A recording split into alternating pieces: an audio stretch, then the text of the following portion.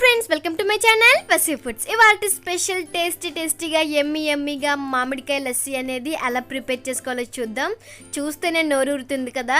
ఏం లేదండి, మీరు కూడా చాలా సింపుల్ అండ్ ఈజీగా కూడా ప్రిపేర్ చేసుకోవచ్చు. సమ్మర్ కదా, అందరి ఇళ్ళల్లో మ్యాంగో అనేది కంపల్సరీగా ఉంటుంది. మీకు ఇష్టమైన మ్యాంగోతో ఈ రెసిపీ అనేది ప్రిపేర్ చేసుకోవచ్చు.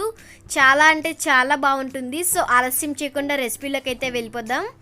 ఇక్కడ నేను ఒక మీడియం సైజ్ మామిడికాయ అనేది తీసుకున్నాను. చూసారు కదా, బాగా పండింది అయితే లస్సీకి చాలా బాగుంటుంది.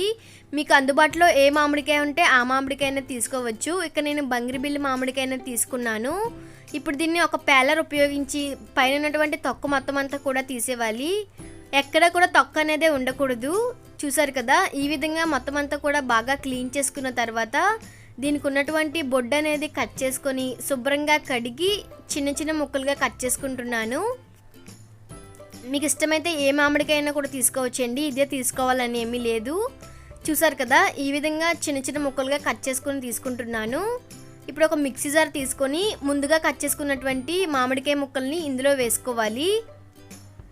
మామిడికాయ ముక్కలు అనేవి మరీ చిన్నవిగా కాదు, అలానే పెద్దవిగా కూడా కాదండి, మీడియం సైజులో కట్ చేసుకుంటే త్వరగా బ్లెండ్ అయిపోతాయి అన్నమాట. ఇందులో 1 టీ స్పూన్ వరకు యాలకుల పొడి, అలాగే 2 టేబుల్ స్పూన్ వరకు షుగర్ అనేది యాడ్ చేస్తున్నాను. మీరు ఇష్టమైతే షుగర్ యాడ్ చేసుకోవచ్చు, లేదంటే లేదు. టేస్ట్ని బట్టి మీరు షుగర్ అనేది యాడ్ చేసుకోవచ్చు. ఇందులో ఒక అరకప్పు వరకు పెరుగు అనేది వేస్తున్నాను. పెరుగు అనేది అస్సలు పుల్లగానే ఉండకూడదండి, అలా అయితేనే లస్సీ బాగుంటుంది.